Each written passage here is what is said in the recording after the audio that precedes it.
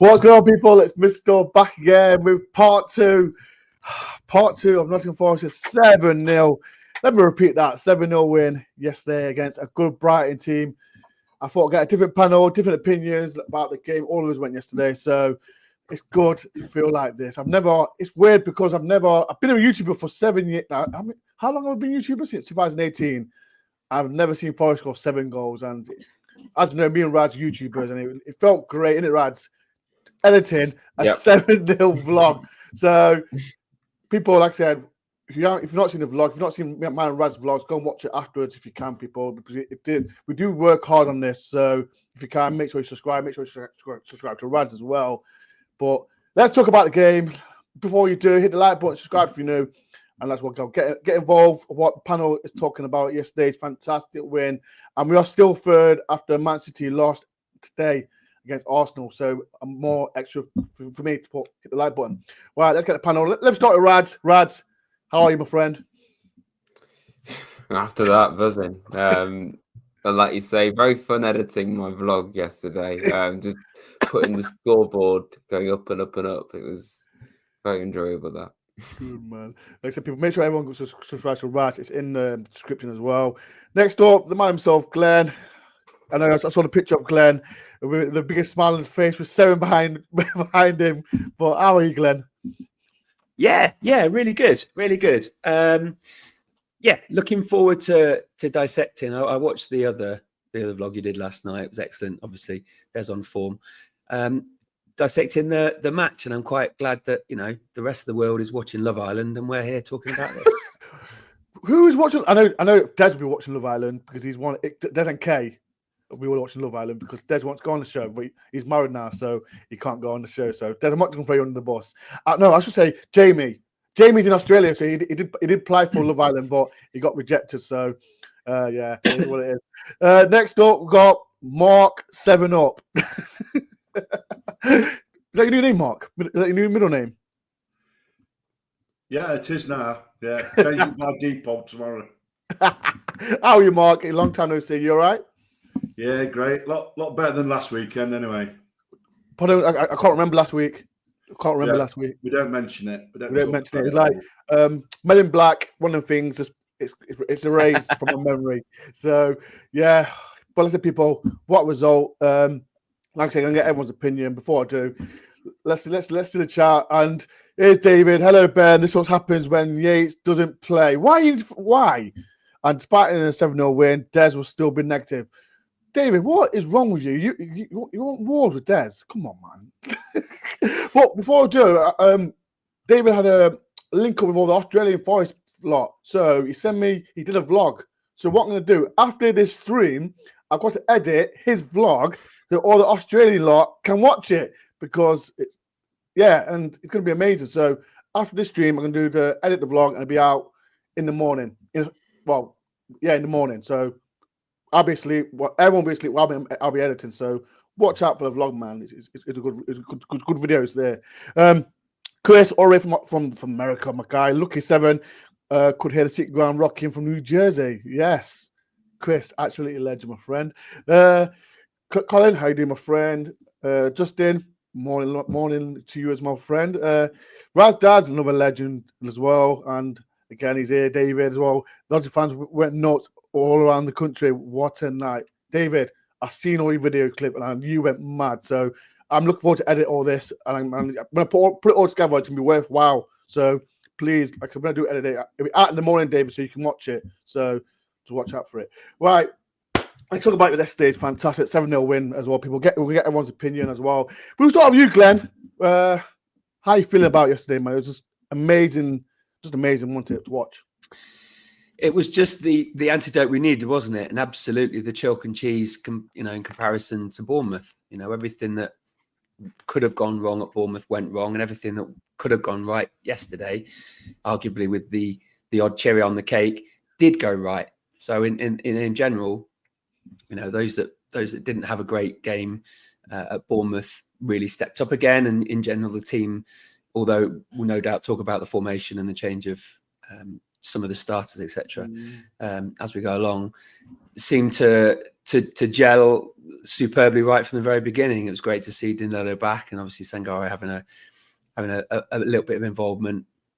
But yeah, the home support, I think the nerves for some, I didn't have that many driving up, and thought as I went into the ground that most people seemed quite optimistic about yesterday, and it proved to be right.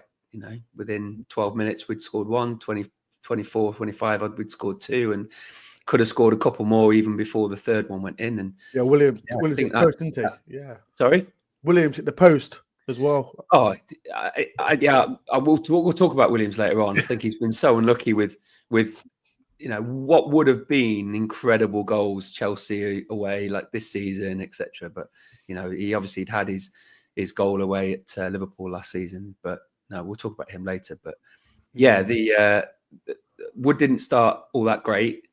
I was a bit worried that we wouldn't have the service, and turned out to be that, you know, he was getting exactly the sort of service he wants from the positions he wants, and yeah, the outcome was a little bit. You think could have been 8 or 10 or whatever, couldn't it? But a phenomenal match. I was so glad I went up. Managed to get a ticket. Lastminute.com, wasn't it? Lastminute.com. It was lastminute.com, wasn't it? It was.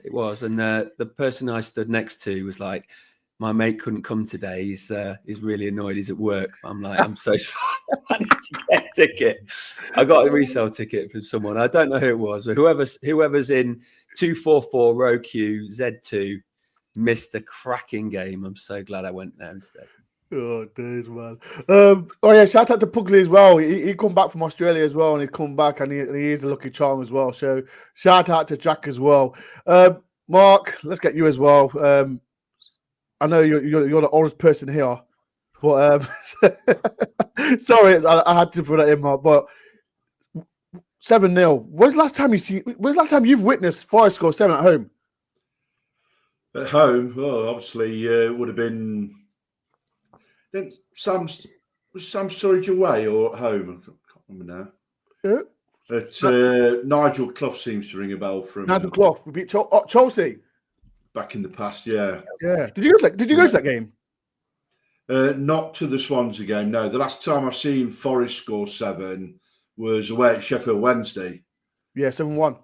7-1. Yeah, and they've got those wooden seats that the away fans sit in, and we were just banging them like that all game, and I couldn't feel my thumbs for the rest of the weekend. Last time I've seen the score 7. Bloody hell! I think people in the chat. I don't know if it's old or young. When's the last time you seen Forest score so many goals, man? I'd love to know as well, people. I want to ask Raj because Raj is the youngest here. So, sorry, Raj. How you feel about the game yesterday, man? Like I said, it's fun to edit the vlog, but what was your opinion on everything? I mean, I was saying in my vlog, it was all about how we responded to the Bournemouth game, which we won't talk about too much. But, you know, it was such a low out of the blue, really. And we just all hoped, okay, we've lost games before. Can we bounce back again? You know, like not many times we have lost this season, but whenever we have, we've only got better. And I think we definitely did that yesterday in abundance, the way we responded. I mean, you know, Brighton, it's not even like they're in a relegation battle there. That's the thing. This is what buffed me. Sorry, Raz. They're a good team. I was speaking to Luke. Shout out to Luke, the Brighton fan. Their form away from home is better, which baffles me so much on where we played. But yeah, sorry, Raz. Carry on.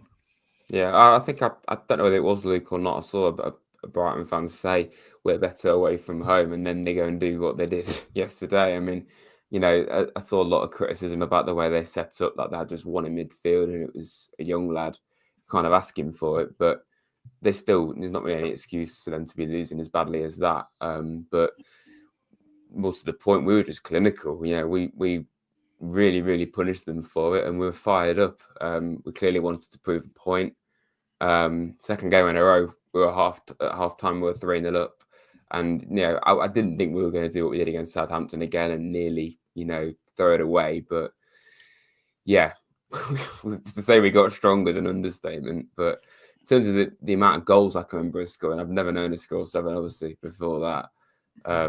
a 5 a couple of times, but yeah, it was a very, very historic day, really. I mean, it doesn't come around very often for most teams.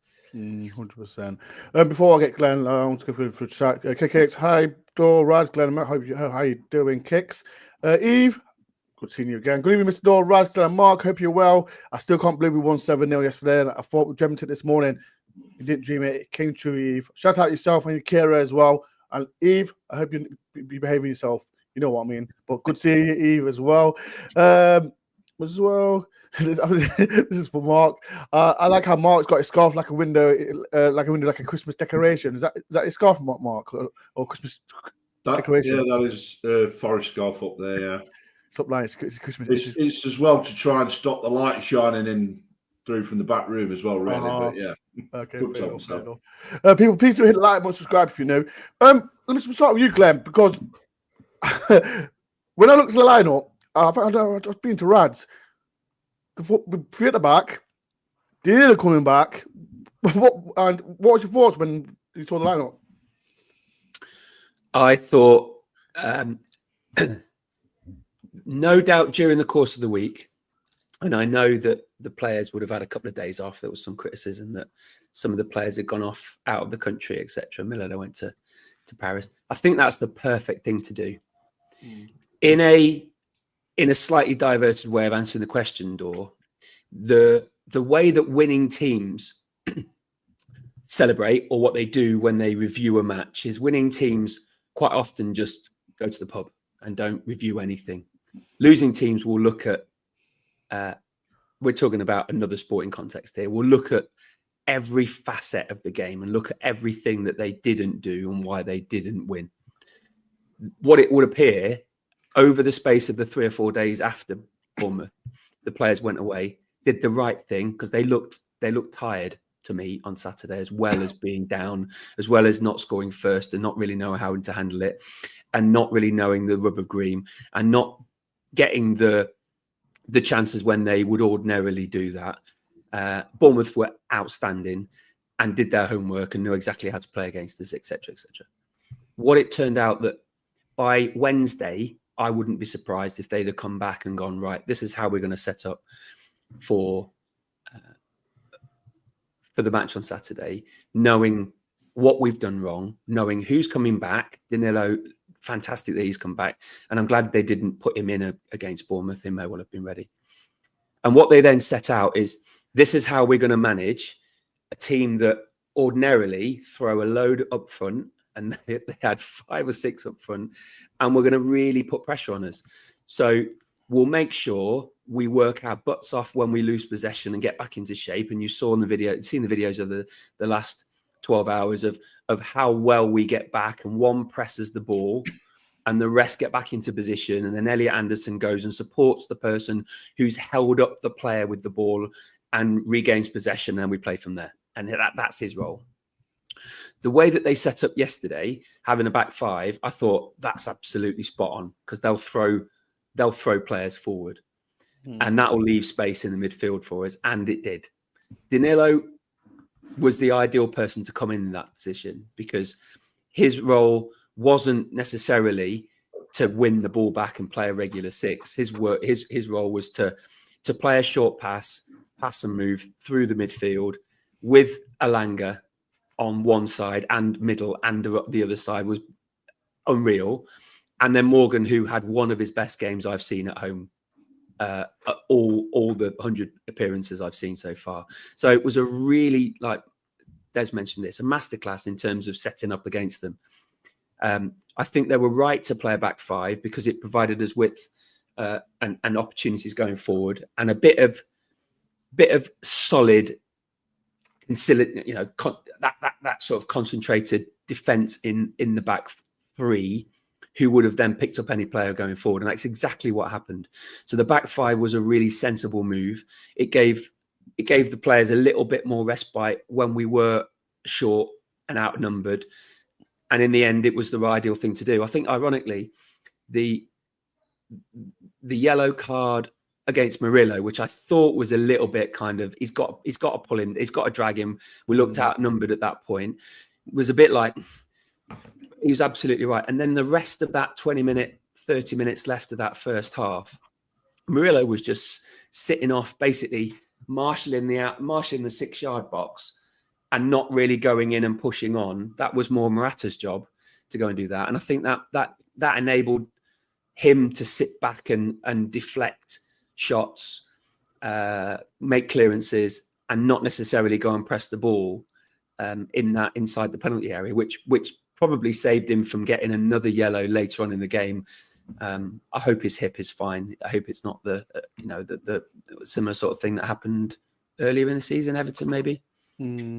So the back five was a really astute move. And also bringing Danilo in. I think he was a little bit rusty to start with, wasn't he? And I almost sensed that, having had injuries myself, and particularly with legs and arms, you go into tackles a little bit like, not sure what's going to happen here. And he was a little bit, which meant at certain points he lost possession, and he wasn't quite there with weight of pass. Sometimes he was overhitting or underhitting, and they'd pick the ball up. But by the end, by the first goal, that ball over to Morgan that was then eventually clipped in, he was in the game. And Des was absolutely right. He was going to be, he's going to be playing for the vast majority of the game, and he would be absolutely fine. I think after the second or third issue, he was into the game and he was playing really well. So in terms of the back five and Danilo, really smart move. And the others played some of their best football for us for a long, long time. It was phenomenal to see from the half hour to the 48th minute or whatever it was. We looked like we were not going to concede. Sells had a fantastic tip on that first great shot. save. And from then on, the first half was pretty easy, straightforward, wasn't it? The second half started a little bit more panicked, and I think that was where they got the majority of their possession stats in terms of doubling our possession. 63. 71. Was it? I think it was 63-37 to them. Yeah, that's it. Yeah, something like that. So they were double possession of us. But I think that's the majority of that time where they came out early from the second half. Yates was still on the pitch kicking a ball around, and they were running. I thought it was coming on. Running on the Trent end. Yeah, they looked like they'd come out early, and they'd got the rocket up them. We then came out on the sideline in front of the dugout and did our our little warm up with everybody on the sideline, and then we eventually started the second half when we were ready, and they came out with a rocket up them. So I think that's partly the. And it's expected, isn't it? You're going to make some changes at half time, and you're going to have a team that's going to come out and press you. And we rode that really well. I think that the timing of our fourth goal really would have sunk them at that time, because they got nothing out of the game. We were saying this at Bournemouth last week when we were 2-0 down. We got to score next, and no doubt that's what they came out in. After half time, they got to score next, and then there's a fourth, and then a fifth, and a sixth goes in. Just at the time where they'd made their subs, and there's not much they can get out of the game, and then they're done. So it was a masterful performance, I think, based on the performance of the midfield and those up front, supported by and reassured by the five that we had on. And I wouldn't surprise me if that doesn't happen a little bit more regularly going forward. 100%. Spot on, Glenn. I love that. That was better than Des' speech. That was bloody hell. People, if you enjoyed that Glenn's speech, please do hit the like button. That was a better speech than bloody Des. That was. Even David, that was great. That was fantastic, Glenn. I love that. This is what happens when you win 5-0, because you get that speech from the teacher himself, Glenn. 7-0. Huh? You said 5-0. 7-0. No, sorry, my bad. I can't. This is one of the things you just win 7-0. No, it is. I think the Dilson one. So when it says rocking from the 5-0, that's why I said 5-0. My bad, people. I want to do a massive shout out, Sean. He's been a member for 33 months. Thank you very much, Sean, for being a member to my channel, man. Mark said, "Good evening, friends. 7-Up. There's no one drinking a 7-Up. No one got a 7-Up. That is shocking behaviour. That is actually, yeah. Get you a Dr. Pepper if you want, or not enough. That's not Dr. Pepper. I don't drink Dr. Pepper. Even D Smith said Glenn is class act. Don't give Glenn a big head. He's already got a big head after winning 7-0. Come on, man.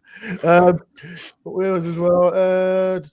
Let me ask you, Mark. Like I said, let's talk about some players, man, because he brought in Morata. I thought it was fantastic. Who else was it? Danilo, again, I thought he played 60 minutes, 65 minutes, and I thought it was fantastic as well. What was your opinion on Morata? Because, like I said, he's not been playing much, but to come in to play in the back three with as well class players like Milekovic and Mourinho, I thought he had another fantastic performance yesterday. Just need to check them, but I'll chuck these away because Glenn said everything that I don't know. See, this is what happened. This is what happens when you part a scheme and Glenn just takes everything. You know what? Glenn, I've got nothing now. Go on, man. Morata, yeah. So I was a little surprised when I first looked at the team sheet because obviously, as we know, most of the time he's been trying to get ahead and then bringing Morata on early second half, shot. And, but I think it did sort of like work out well because they were heavy up front, weren't they? They played a lot of strikers. And so we managed to get hold of midfield and the back line they had a breeze really. And I thought Morata was really good because you could see that he was it Pedro? He was marking a lot and you could see that he was coming out and making sure as soon as it looked like there was any danger from him, he was trying to shut that down. So yeah, I was well impressed with him and another clean sheet under his belt. So, but I think every player really that started contributed something real to it. So the wing backs both played really well. Neco got his goal. We'll talk about them later, man. Both. Yeah. Danilo, like Glenn said, great to see him back. Looked a bit rusty, but that's to be expected.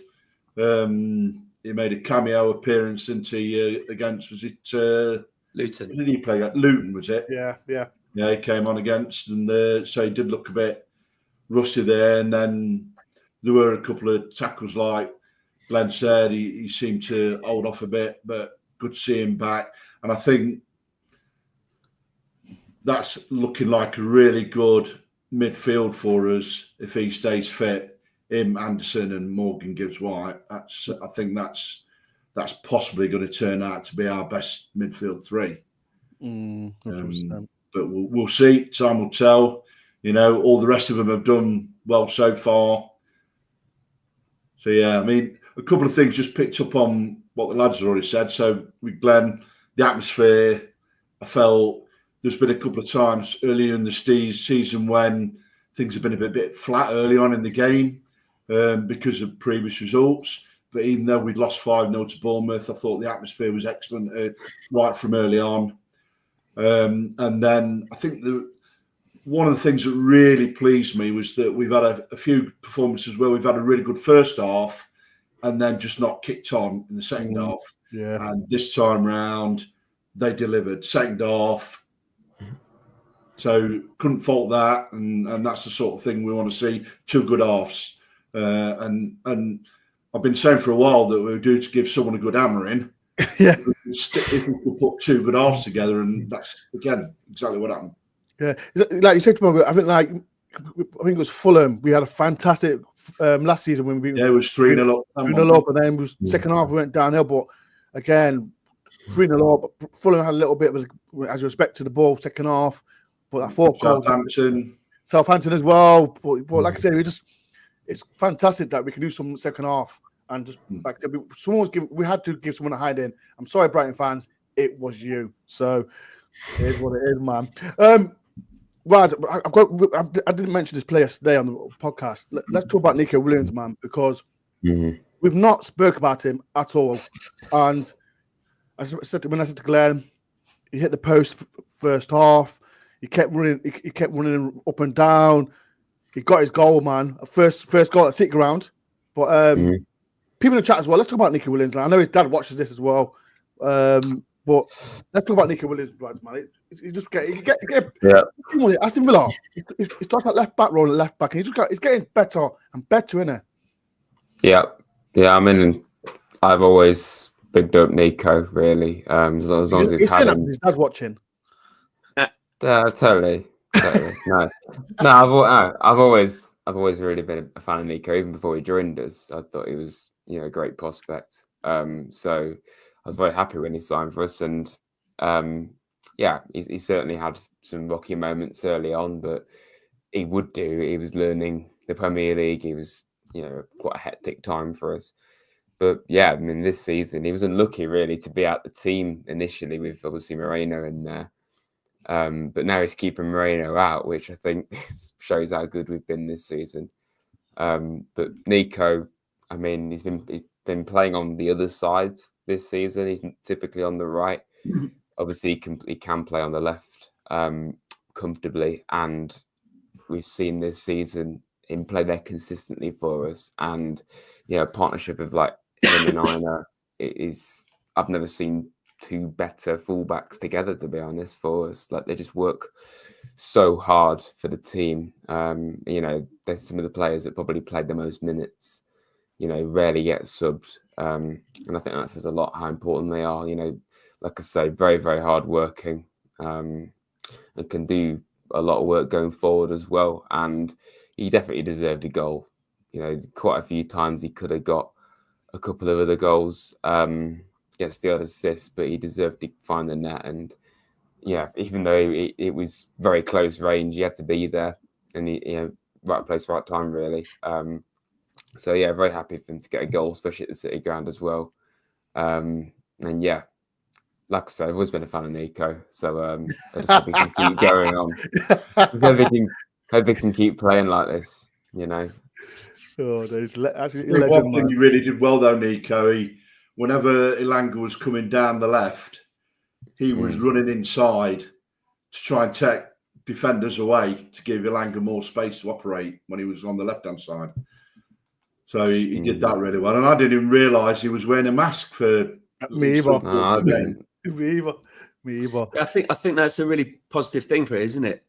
Alex Moreno obviously wants to try and get that place, and even with a nose injury from Bournemouth, Neco gets in ahead of him. I don't know what that must say about Alex Moreno at the moment, but that's only a positive for Neco, isn't it? And a 6-yard toe poke into the top of the roof of the net is what he needs to get on the mark. That's massive for him, isn't it? 100%. I've got a super chat from Chaos Forest Trent. Thank you for the £1.99. That's going straight to my European tour. I don't care what anyone says. That we are going Champions League football, and if people want to, we are doing it, man. We've got to be confident. After that 7-0 win, that's £1.99 goes straight to my temple. Thank you very much for the £1.99 KL Forest TV. Much appreciated. And if anyone wants to help support my channel, as well as Rad's got a YouTube channel. Make sure everyone can subscribe to his as well. Again, I'm just going to go through the chat as well. After the game, I go straight to Dore post-match, then Raj D. Smith. Thank you very much as well, man. Thank you. And these when we mentioned Williams as well, I don't know if Raj remember these, but Glenn and Mark will. Jim Brennan and Matthew Lewis-John. The Pool Heart season. They were I love Matthew Lewis-John and Jim Brennan. Loved them, man. So yeah, shout out to them, to Matthew Lewis-John as well. And as well, on to you, Dore. We pray. Like to pray as well. But like I said, I was on a Glenn will know and Raj will know. We're in a WhatsApp group and we are praying 12 wins, maybe, and that just confirms. But let's step with each game first. We've got Fulham, but that's a different show as well. Glenn, let's talk about Chris Wood, man. And let's see. This is why Glenn's smiling, because this is why I get him as well. Glenn, talk about him, man. Like a hat trick at City Ground, man. His best of all of the clubs he's played in, the best series of games and goals scored. He scored that bag full of stuff for Burnley as arguably his best previous club. And the criticism that has started to, I know, no doubt there'll be some that will comment about his age and other things, but he's doing the right thing for us match after match after match, and is now scoring more goals more regularly than any other player in our Premier League history. And he's just proving that the 15 million, that's a lot of money for the age after a loan of, we didn't really understand the the elements of it and clauses being met, etc. I was the one from the beginning because I'd seen him play before and knew exactly what he would do if he had the service. And Elanga is providing the service for him. Crosses from corners, tap-ins. Yesterday's goals as tap-ins were as crucial as that tap-in, which is not a tap-in. It's a really challenging skill to time the ball at that point, to stay onside, to move in and out, as it was against City 2 seasons ago. Was absolutely. I was saying to you and everybody else who would ask, what is the value of a Premier League point? Is it 2 million? 2 million, 80 million for 40 points? That's absolutely nothing. 15 is a drop in the ocean. 15 million is a drop in the ocean. And he's proved to be the provider of goals and goals and goals for us. You know, I think, yes, some of the comments about us needing to build more depth in that role, in that position, and hopefully in the next 24 hours, there'll be something coming in. But if there isn't, I think if we can keep him fit and Elanga works and Callum Hudson-Odoi works with him and everybody provides him with opportunities to score goals, he will net goals for us and we'll get results. Even if it's draws, we'll get points on the board, and that's what we need at this stage. And he's the provider as one of 5 or 6 that are scoring goals. There's 12 goal scorers in the Forest team so far. 16 have done goal involvements, 4 have provided assists. Elliot Anderson with 5, and obviously Woody with more goals than everybody else put together. But we've been scoring through the team. Unfortunately, Dominguez and Morata are the 2 regular starters that haven't really got anything on the board yet for them. And I do feel sorry for Morata, actually, to follow on your point, Mark. He also nearly got his eye taken out from Morgan Gibbs-White when he gave Elanga a hug after his cross, caught him in the eye, and he nearly headed that goal in himself off the corner. But I think Woody is proving everybody right, and I think that the extension on his contract is testament to the amount of work he's doing and the goals he's scoring and how invaluable they are. I think it's absolutely spot on for him. And he's certainly becoming one of our players of the season, isn't he? Of which there are many. 100%, man. Before we do it, I got a chat. Where is it? From Keith, how do I remember? All you do, like I said, please be a member to mine and Rad's channel, man, if you can. All it is, you go to click on the $sign and you'll see super stickers, super chats, memberships, and membership gifts. So all you do, if you want to be a member, click on the $sign. If you're on a laptop or whatever, just click on membership and be a member. It supports my channel. It supports my Rad's channel. So like I said, I will put Rad's link in the description. So all you do is click on Rad's and subscribe to the channel, because we both do. We work hard for the channel. So please, if you do want to be a member, click on membership, member gift, super chat, or super sticker. It helps me a lot. Like Glenn is, Mark is as well. So if you can, please be a member to the channel. But like I said, just click on the membership and it helps me a lot. Again, as well from Dilson, who takes this cup this season, final winner over European next season? Mark, you take that answer. No way. Europe for me. It's been a long time since I've been to Europe, so I want to go back again. Yeah, we need a European tour, man. DoreOntour. I need to change it. European tour. That's what I need to change it. I think the FA Cup, it's lost its luster a bit over the years. And also the financial incentive isn't there anymore to win a cup. Europe now, you get into the Champions League and it's it's money, isn't it? So we could really do with that. But no, I wouldn't take it. Although I suppose, to be fair, I've been to that many cup finals over the years with Forest that I suppose I'm a little bit biased in that regard, because all of the youngsters who maybe I'm been to so many, they probably love to get to Wembley a few times. But I think for me, Europe, for so many reasons. Yeah, I need to go Europe, man. Like when I do go to like the friendly games, but when I go to I've been to Olympiacos, Valencia, and Union Berlin and Frankfurt, and it's an amazing experience. But when you European tour, we've got to do it. And I'm praying. I'm just praying. I think all 5 fans are praying.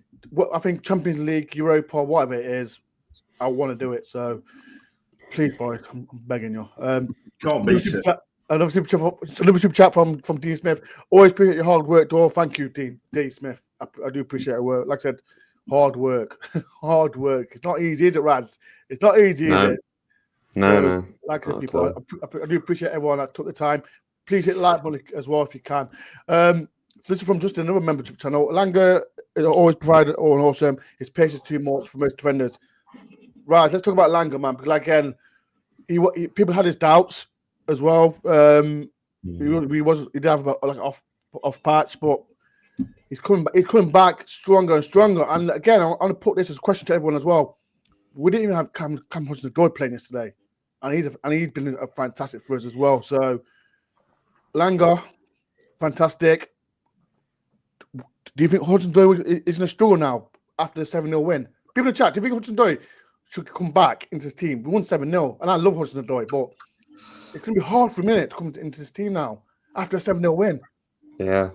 I mean, it says a lot about like just how it can change. Like after Bournemouth, we're all saying, "God, we desperately need to get another winger in," and now we're struggling to even find a way to put both Elanga and Hudson-Odoi in the same team, and that's what we've seen all season. I mean, I was saying on my own channel, I think it's brilliant that we can play a back three or different formations so successfully, like we did against Brentford and obviously yesterday.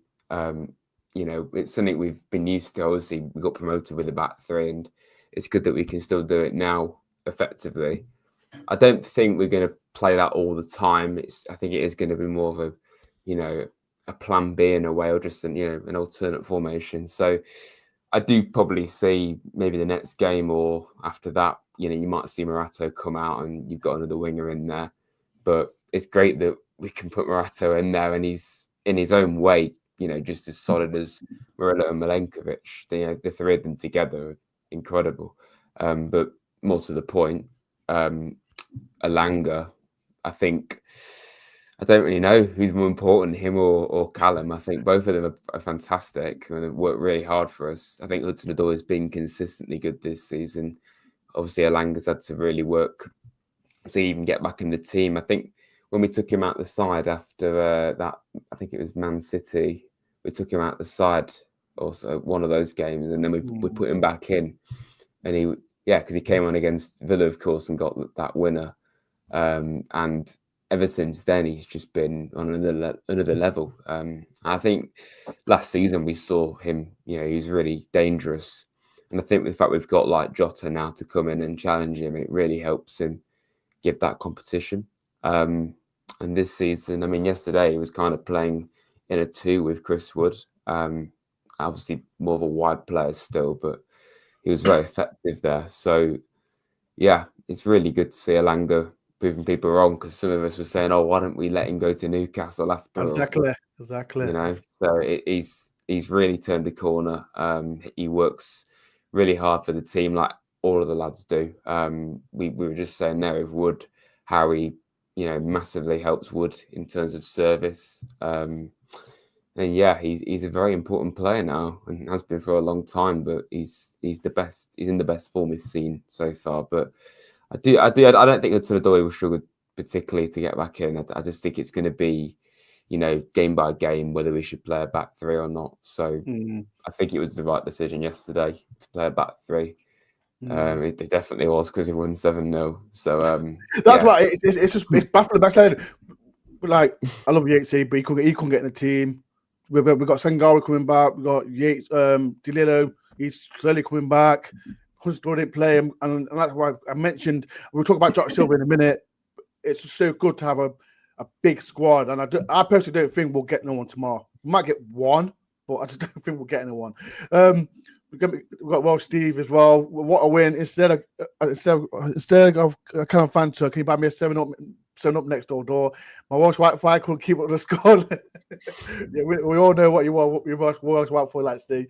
But shout out to Steve. I need to get back on the show, Steve, as well, my friend. What else is there?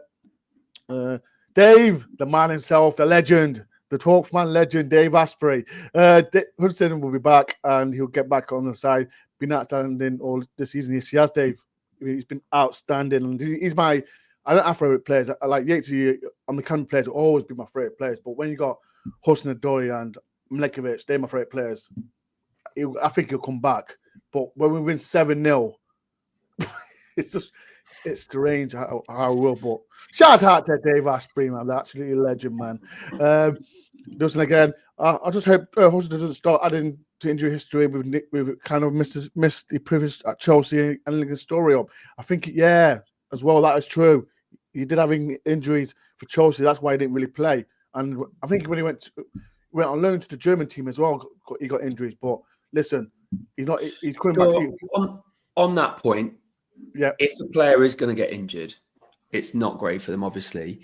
But I wouldn't want them to go in half-hearted or not work at the level that they have shown us to prevent those injuries from happening. If it's a recurrence of a weakness, then you're absolutely right. It would be a real shame if he continues to be injury prone. But players are only injured because they're working hard and maintaining the performance levels that we've seen them and ultimately benefiting the team and themselves. So if he picks up injuries because he's doing the right thing for the team, we've got the strength and depth to cope with that. And Dave's absolutely right. He'll be back. He's an absolute talent. And it shows the versatility in our team that we can put different players in against certain players. So we've heard horse for course, no doubt, over the last weeks and months. But he's a valuable member of our team who will be back when he's ready. We hope we don't rush him because we don't need to. And when he's back, he'll be forming at the top level again. 100%. Like I said, Hudson-Odoi is a fantastic player, man. We can't have fantastic players not coming in back in the team, but hopefully he's back for Fulham. Not extra, but Fulham. So, yeah, hopefully What's his main problem before ACL, when he was at Chelsea? Yeah. So this is growing, isn't it? So hopefully it's not something that will hopefully be too reoccurring for him. Hopefully. But I did read something somewhere. Someone was saying about we didn't really miss him because Elanga did his own job and Hudson-Odoi's as well. And when you look at Elanga's heat map on SofaScore or something, it's just like he was all down the left and all down the right. So he was doing both.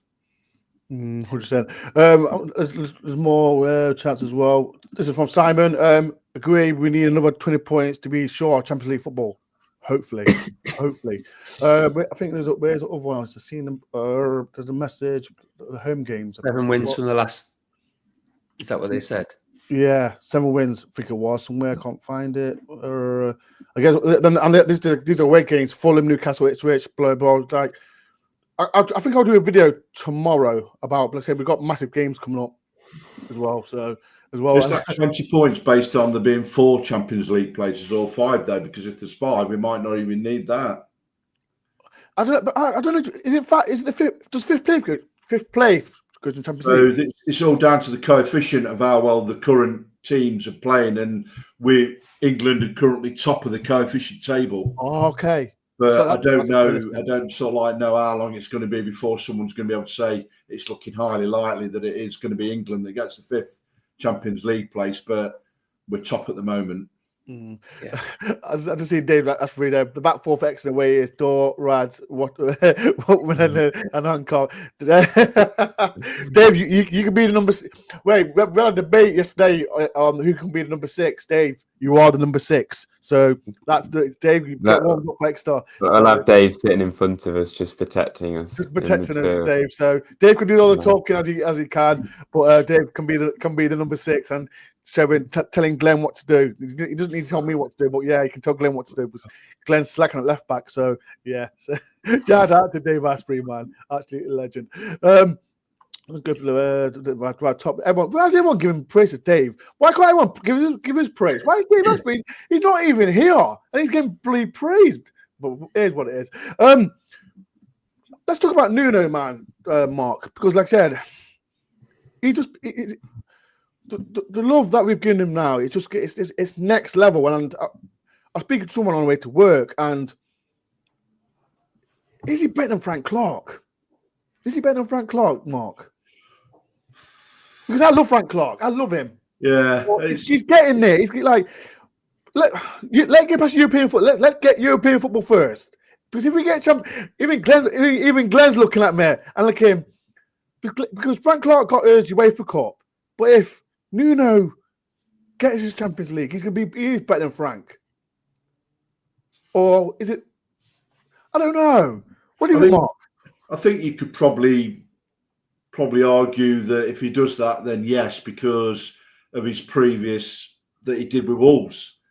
So he's got more of a track record then. But I mean, it's a different style of football nowadays, isn't it, than it was back then? So, but he's definitely brought me around. I mean, I was a big Cooper in, and when we first came up, I always said I'd like to see him get 5 seasons because you need 5 seasons to establish yourself back in the Premier League. And although it was disappointing that he went when he did, I think possibly right decision in the end. And Nuno came in; he had a difficult job. I think Cooper might have still kept us up, but I think the big difference with Nuno is he got that since he had that pre-season and had his opportunity to get his own ideas across. He's not looked back really since then, so it's just gone really well this season. And I think he will get us into Europe, and it's just whether or not we still play the same style of football all the time going ahead from next season if we do get there. People in chat, the one thing we were talking about earlier is possession. And I think one of the main differences is especially from the glory days, we're always got good possession, all on the front foot a lot of the time, whereas now it's all about transition with Nuno, and a solid defence. So it is a different style of football, but time will tell. I'm doing a massive shout out to Luke. Thanks for helping us sack our gaffer. What do you mean? What? He's been sacked? No way. No, I don't think so, but no, Luke, you're taking a mick, aren't you? no. Shout out to Luke. People in the chat, man. Me and Raz was on his channel before the game. He's an absolutely legend, with his dad as well, man. So after this podcast, go and show some love to Luke, man, because he's a top guy. And like I said, I've watched all his. I'm praying to God that me and Rads will do what he does and see Forest on the tour, because like he went to Ajax, Rome, Marseille. I want that to be me and Rads. So please show some love to Luke. He's absolutely a legend as well. He's not, but I want him out. Bloody hell, Luke. Bloody, he's not been. Luke, don't give him time. Luke, give him time. But shout out to Luke. He's only a young lad, man. Come on, Luke. Give some love to him, man. But shout out to Luke. Make sure everyone goes subscribe to his channel, man, and see his vlog as well. Me, the YouTube one too. We're here, so yeah. Let's talk about Mr. Marinakis, man. And I'm gonna ask you, Rads. Anyone can ask this question. Remember when all was there, Market Square, and he said he wants to win, he wants trophies. We're in the first season of the Premier League now, and yes, I personally I don't think we'll get no one tomorrow. But the future looks bright, doesn't it, Rads? Like yourself, you've not seen nothing. You've not seen European football, but for you and the younger generation to see this, what's it like, man? But Miss Mountainous, like he wants us to win. You go first, Rads, and I'll get Glenn and Mark on it. Yeah, I mean, I remember him saying that at the time, and it was all of us were very taken back by it. But I think a lot of people would just think, oh, he's not really going to do that, is he? He's just saying that. But he's not too far off right now. Like in terms of getting us into Europe, it's not at all like something that we can say, oh, it's just unlikely now. Like, it arguably now would be disappointing if we didn't get European football, which is crazy how far we've come. But yeah, like, I mean, you can't fault his ambition. Everybody always says, oh, Forest spent so much money, how many more players do you want to sign? People just say that without looking at the context of, the squad we came up with being depleted, and ultimately the way we got promoted. We were leaving ourselves with a lot of work to do to get a squad at Premier League level. And now at a point where it's deadline day tomorrow, and we're saying, oh, if we don't sign anybody, it's not really too concerning. The fact that we're okay with not making any signings, I think shows how far we've come and how hard he's worked. And you see him in every game now at the City Ground. He's in his box up. That picture yesterday was great. Wait, let's get excluded. How many TV has he smashed? I went on the stadium tour, of course. Go and check that video out, by the way. And apparently he smashed 5 TVs in. Bloody hell. 5 TVs. Bloody hell. And it looks to me like there's more than one TV in his box as well. So, yeah.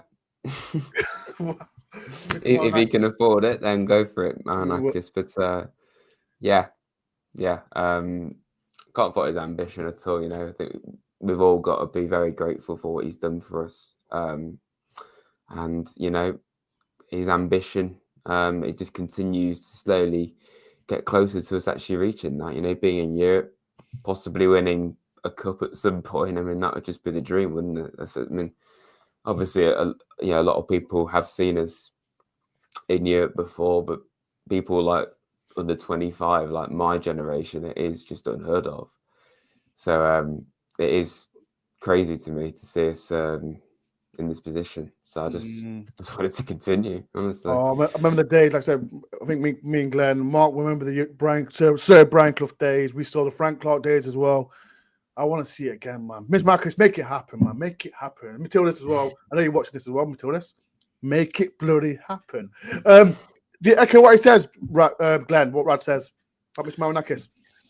Absolutely. I don't think there's an owner that is right now anyway showing anywhere near the passion and the drive for the club that he is. You saw the Inside Forest or whatever it's called, the video they put out. I watched that earlier on. Just see his, how delighted he is when we score and when he's in the tunnel, supporting the players and the backroom staff as they come back off the pitch. It's lovely to see, and it really does show that the level of interest he has in the club and the will that he wants for us to be back in. And just as he said, you're right, Dore, the Market Square. All those years ago, I was there. I went up with my daughter that morning, and the thing that struck me from there is that it was obviously, unlike the previous ownership that took advantage of the success of what we were doing at the time, very much wants to acknowledge the success that we've had, but also strike a new history for the club.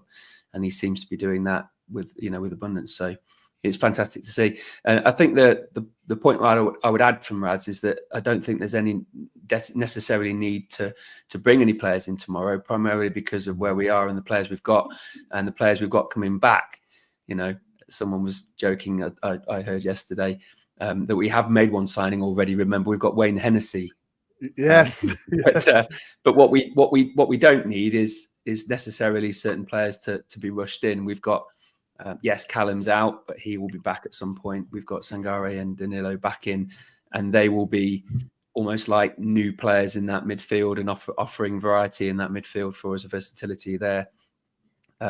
And in a club, remember, that of the 20 in the Premier League has used the fewest players than any other club, and we seem to be working those players really hard, but equally they're not breaking down like other teams are. I know Spurs have started to pick back up, and I'm thrilled that one of my previous students scored in midweek, and one of my previous students got man of the match today for Spurs. So shout out to Jed Spence. Shout out to Jed Spence, man. Yeah. So yeah, couldn't like I've got to echo what Rads is saying about the support and the levels of finance that the owner is putting into our club, and obviously he shares the dream to make our club as successful as it used to be in developing a new history for us. So, yeah, thank you. Anything to add, Mark, on that? Yeah, just backing up what the lads have said, and I think he clearly got the passion for the game. And, you know, you're not going to see many owners act the way that he does. Sometimes people say he's gone a bit over the top, but he just really wants to win, and he's clearly shown he's prepared to put his hand in his pocket. All these millions of pounds worth of loans he's writing off for share options, you know, to help us get through PSR. And I think if he could get away with it, he'd spend a lot more. You know, he really would. On the signings, I don't think that the word is that Nuno's told him that he'd only really want players bringing in if they were of significant quality. And so I don't think we're going to see many fringe players be brought in as backup, because, you know, a lot of people saying, oh, we could do with a backup striker. But clearly shown the players that we've been linked with, a lot of them are high quality strikers. So swings and roundabouts for me. If one of them had come in, then it's like, do they go straight into the team in place of Chris Ward, or do they somehow work it for the rest of the season, that they share the load, or they play them both? I don't know, but I can't see us signing anyone really big at this late stage now. Yeah. We've got another 3 minutes, people. But I want to say, ask the panel and ask the people in the chat as well. Like we're third in Premier League, because I said Man City lost as well, Newcastle lost, so it went our way. I think Chelsea played tomorrow against West Ham, and I've done a poll, people. Which one do you prefer? Champions League, Europa Conference, or we won't get in? I'll put that in. So I'm going to ask the panel, which one do you think will get in? I'm going to ask you, Rads, where do you think we'll get in? You're under pressure. Well, I was just looking at some of the comments earlier saying we need 7 wins to get Champions League, 20 points. Well, we've already won 7 games in a row very recently. So based off that, I don't even think it's unrealistic at this stage to expect us to get top 4. And obviously, like we said, 5th might be enough. So if we keep playing the way we are and we get 7 wins, which I think there's a strong chance we will, then, if 5th is an option for Champions League, then I don't see us dropping below that. So it's crazy to say this, but I do think Champions League is a very strong possibility. I've looked at people saying, Europa League, Conference League. Like, if we were in the Conference League, I think we could probably win that or go quite far in it, because the level is nowhere near the level of that, the Champions League or even Europa. But everybody really wants to be in the Champions League, don't they? It's the pinnacle, really. So even if we couldn't go as far in that, it's just surreal and a privilege to even be in it and to even be talking about this. So that's what I'd say to that, is you'd want Champions League even if you could probably compete a bit better in the other two. But I don't really think we should be worrying about that. Let's just try and qualify. Exactly. Mark, what do you prefer? Which one do you think we'll get? Not prefer. Which one do you think we'll get? I think we'll get Champions League. I mean, when you look at it, Rick, tell me, I can't. Why? And in my box, where we say where we're going to be, it's going to be champions. Yeah, I mean, when you look at it, I think you got a few things to take into account. So if Man City and Newcastle, we've got 6 points on both. Then we've got each other next in the Premier League as well. We've got 6 points on both of them. And like I say, they both lost this weekend. So if they'd have won, they'd have only been 3 points behind us. I may have felt a little differently. So I think the first thing to say, I would be highly disappointed if we didn't get some kind of European qualification. But it's every weekend that goes by, we're getting that little bit closer. I think the big test is going to be end of this month. I mean, we've got Newcastle away and Arsenal at home within 4 days of each other. And so they're going to be two really tough games. These next four teams, I don't know if anyone knows, are the teams that we've lost to as well. So these next games on. We've only got 2 games in March. So that first game in March is Man City. But it's just that Newcastle and Arsenal 4 days apart. If we could come through that pretty much unscathed, with 2 or 4 points, then I think we'll have a lot better idea of where we stand then. Mm-hmm. Man City times going to be no problem, is it? Really? No. So what do you say? Are you saying Champions League, Europa? Which one are you saying? I think Champions League. Okay. Last but not least, Glenn. We are, certainly the last 2 years, Dore, being a club in, remember, Premier League Division 3. Yeah. Between 20 and 15, trying to scrape in, and we've scraped in 2 years running. And now we're talking about how difficult 2 games in 3 days will be, 2 games in 4 days will be against teams in Premier League Division 1, where we are now. Next season, if we do get Champions League, we're going to be playing 2 games in 4 days against that sort of quality opposition. Yeah. And I think we can compete there on merit right now, based on where we're going to finish. We hope right in the top 5. It boggles my mind that we're even contemplating talking about it. And that we will. You're absolutely spot on. It's going to 23rd and 26th of February is going to be a really tough period of time for us. But that's our next season. If we finish in the top 4 or 5, we're going to be playing 2 games Sunday, Tuesday, Sunday, Wednesday, 3 games a week against tough opposition. And my only slight reservation is Villa are finding it tough right now. And we're going to be in there as well. At Newcastle did as well, Glenn, if you do remember. Hang on. Yeah. Burnley found it difficult. It really upset their following season. What I hope we'll build from strength-wise in the next window in the summer is a stronger series of players that can turn out against opposition like we'll get in Europe, whether it's Champions League or anything else.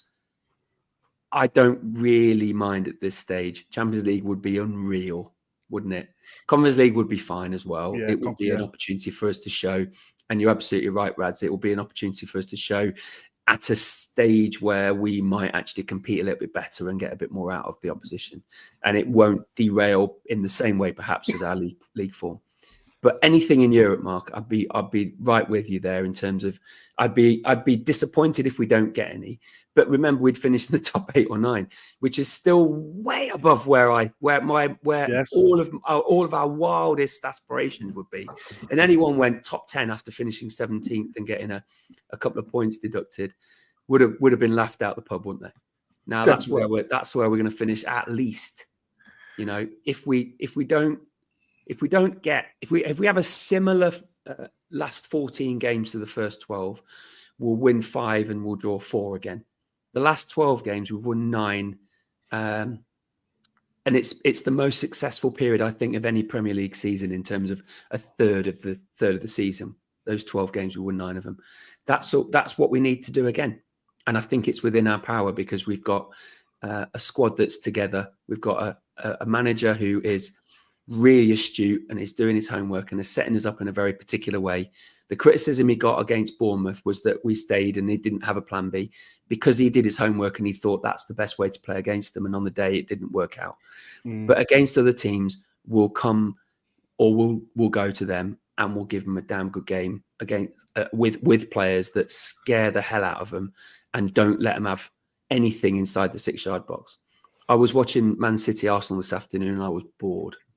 Because 21 players, with the exception of the defensive keeper, was all inside the penalty area or around the penalty area. and there was nothing in that period of time between 15 minutes and 40 minutes. There was nothing, and I don't want to play that way. I want to play an expansive game like we are now, and both of those teams had played in midweek, Mark, and they looked really tired. They looked like they didn't, and I think City only gave that game away because of how much they had to push to keep themselves in the running to maintain themselves in the Champions League. So I hope Champions League. I know we've gone over the hour. I hope Champions League, but equally, I think at this stage, going into Europe at any level, even if it is, I'm a PE teacher, so I can't say BTEC Europe, but even if it is that sort of level of Europe, it would be a phenomenal end to a season. And 100%. How excited would next year be? And you'd be all over Europe, Dore.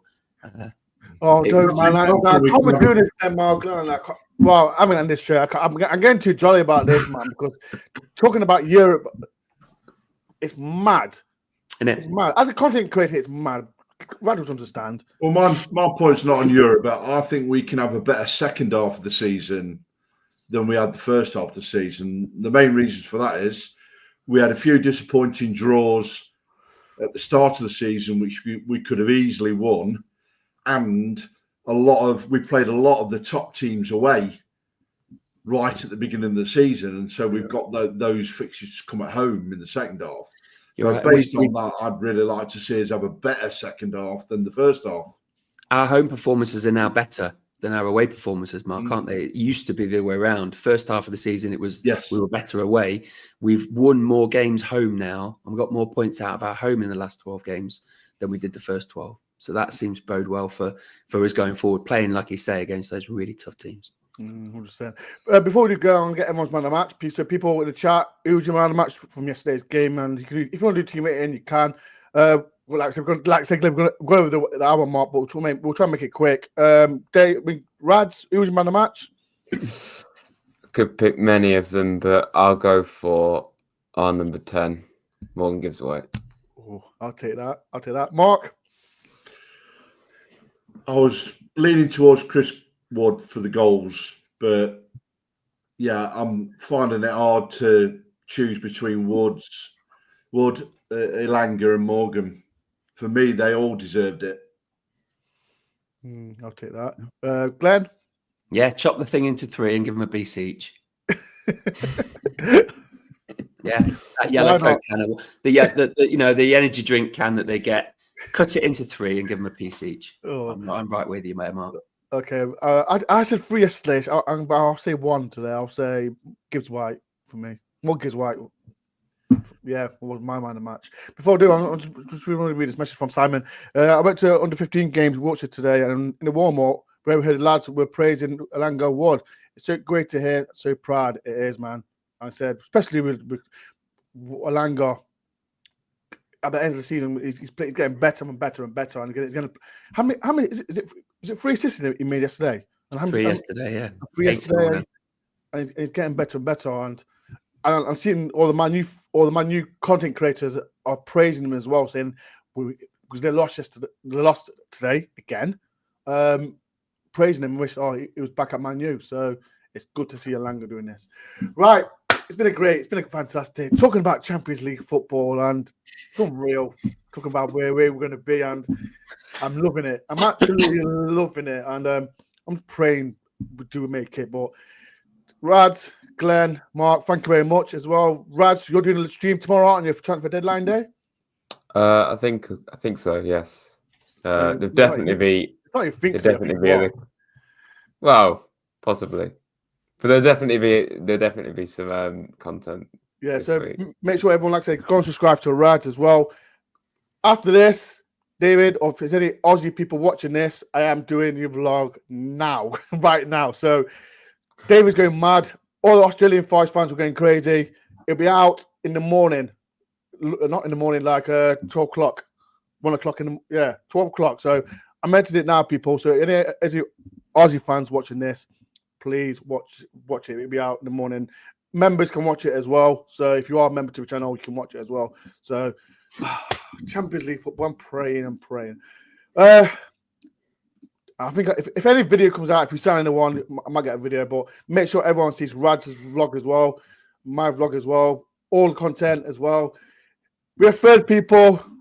We are dreaming of Champions League football. It's coming to reality. Come on, Who's on Floodlight Watch, Dore? Des. Anyone? Des. Because Des is Des. No, wait. Des. No, it's Des on the dog. Stanley. If you're on standby watch, Kay, if you're watching this, just chuck Des out. Give a little jog. Let him be floodlight duty. Yeah, that Kay. Peace and love, everyone. We're third place in the Premier League. Forest love.